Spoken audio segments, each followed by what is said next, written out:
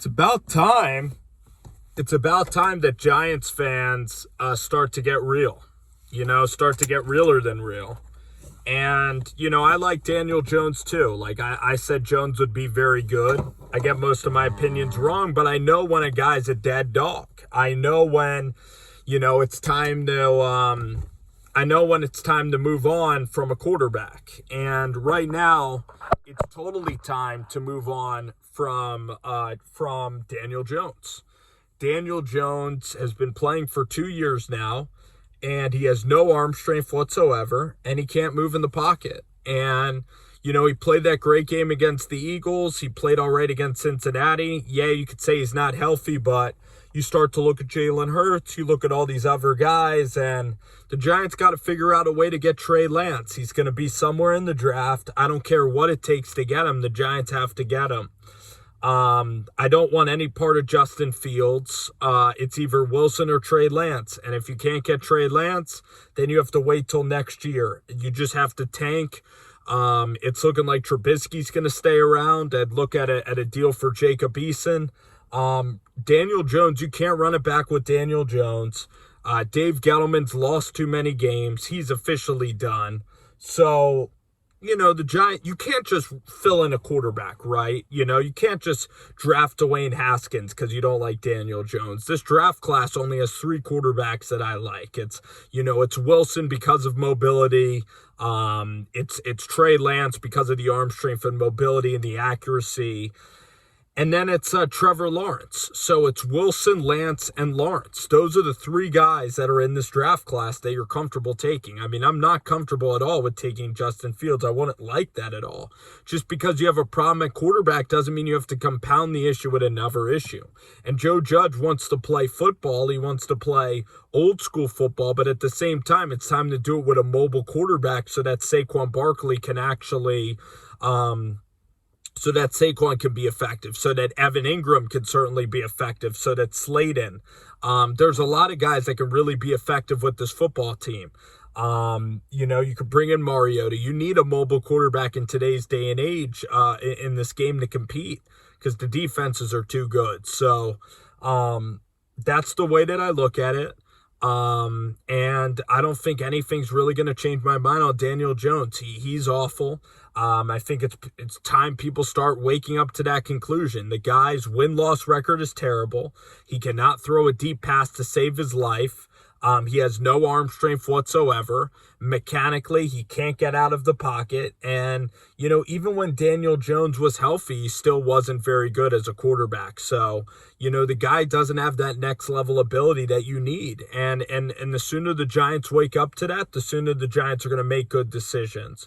It's time to play fast on offense. It's time to have explosive players on defense. You don't need to pay for defensive linemen and offensive linemen. You need edge talent. Defensive linemen can be found anywhere. Same with linebacker play. So again, you look at the Cowboys, they have a lot of linebackers and they're terrible defense still. You need guys to cover the pass, and then you need guys on the outside. That's the way you kind of got to build this thing, and it's weird. The NFL is very weird. It's very, very hard. It's a lot harder than college because in the NFL, you're stuck if you have a terrible quarterback. You can't just move on from them. It's very involved. You can't just recruit, or get a transfer. In college football, it's so much better. It's so much easier. You have so many more options. There's no excuses to have bad quarterback play unless you're not looking for it. But the NFL, you look at the draft that Daniel Jones was in. I mean, Haskins is a terrible quarterback too. Jarrett Stidham and Drew Lock. Drew Lock's really been struggling lately. So it's like, what guy did you really want? And then you had to force it because Eli was still there. And you had all that hanging over your head, and you had Shermer and Betcher and all sorts of problems. So the ownership just needs to keep getting real. I mean, the good news about the Giants is that they had a very good defensive draft. I like the pieces that they got in this draft. I think Thomas can be an all right player as a left tackle in the league. I look at Xavier McKinney. I think McKinney will get better. James Bradbury, Logan Ryan. This defense is kind of good. You look at, unfortunately, Williams is going to be too expensive to probably keep. But you start looking at some of the guys like Carter Coughlin and Cam Brown, and the defense is just gassed, and when they have no offense. So, I mean, this defense is a decent defense. And Pat Graham, I mean, so there are pieces there. You just got to get the quarterback right, and then this team will really end up being good. So it's not as far off. There's pieces to this team that are good. This team has talent. Saquon Barkley at the running back spot, Evan Ingram, Darius Slayton. You need a quarterback to get it there. And I think you get a free agent quarterback. You compete with Jones. Listen, if you're at the top 5, by the way, Justin Fields is on the board, and you get a haul for that 5th pick. Listen, I don't think that there's any wide receivers this year that are necessary. I mean, Devontae Smith is my favorite wide receiver, but you have Kadarius Toney. You also have Jamar Chase as very good receiver. So, if you're at the 5th overall pick, you sell that for a bounty for a team that wants to go up and get Justin Fields, So then in 2021, when you have guys like Carson Strong and Malik Willis, and, you have guys like Spencer Rattler that are going to be coming through the draft process, you're going to then maybe have your chance for a top 5 quarterback, You can even look at Tua. Maybe you can get him for a 3rd-round pick and see what he can do with a good offensive line, and see if he can move the pocket around and make plays happen. So, yeah, I mean, it's brutal, The NFL, this game is just weird to evaluate. Who would have ever thought Jalen Hurts would be playing better than Tua is? I mean, it's inexplainable to the, if you watch these guys in college, it doesn't make any sense at all. But that's the league, Unfortunately, you're going to screw up sometimes. You're going to be right on some guys. Like, I was right on Justin Herbert being a really good pick for the Chargers at the time because of the mobility. I was right about Baker Mayfield being a pretty good quarterback, and Josh Allen. I was right on a lot of those guys, and Mahomes being that special when I saw him for a year. Sometimes you do have to see guys get to the NFL, and Tua at Alabama, he wasn't touched. He had an unbelievable arm. But Daniel Jones is just flat out horrible. And that draft pick was just to fill the quota of the quarterback position. And it's not working out. It's flat out not working. It's not working out. And as dumb as it seems, as dumb as it might have been at the time, like, the Giants had Justin Herbert there. And it would have taken balls of whatever. It would have taken the most balls you can ever imagine to do that deal, but it didn't happen. And we can't live life in hindsight, or else we'd all be millionaires and we'd all get every pick right. So we gotta look at where we are right now, and that's nowhere. And I don't want to keep running it back, with another team. And Trubisky's a much better quarterback than Daniel Jones. Like, Daniel Jones is not going to make it at the NFL level. He's not, I don't think Carson Wentz is going to come here either. Just sucks, man. Just sucks. Got to move on from him. That's it. Enough said. Move on. I'm done. It's the end of the season now.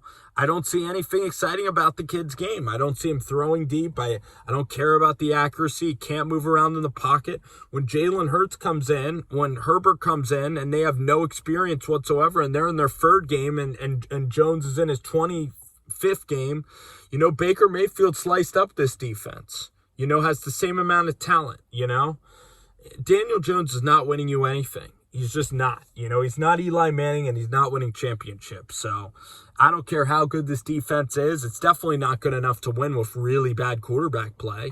And this offense is just abysmal. They can't put up any points. They can't compete. It's another 5-win, 6-win season. A complete crap. And you had one good game against Seattle. The last 3 weeks have been absolute hell. And I knew today would be hell when I saw the game against Cleveland. I knew today would be absolute hell. And that Seahawks game was just a mirage. I mean, that's it. It's a week-to-week thing. You had the highs and lows of the season. Daniel Jones against the Eagles, against the Cincinnati Bengals. When the team beat Seattle, and then Jones was coming back to host Arizona, you had all your eggs in the basket. You were ready to maybe snatch a division title. And Danny could have been starting in the playoffs a couple of weeks ago. It's just like Mike Tomlin could have been. Mike Tomlin could have been the coach of the year 3 weeks ago. Josh Allen 3 weeks ago wasn't the Josh Allen now. You know, the Arizona Cardinals now aren't the same Arizona Cardinals they were 1 week ago. You know, Mitchell Trubisky's a different Mitchell Trubisky than you're looking at now. I mean, that's what happens in the NFL. That's why it's an interesting game to talk about because, you know, it's not that predictable. I mean, crazy stuff's going to happen all the time.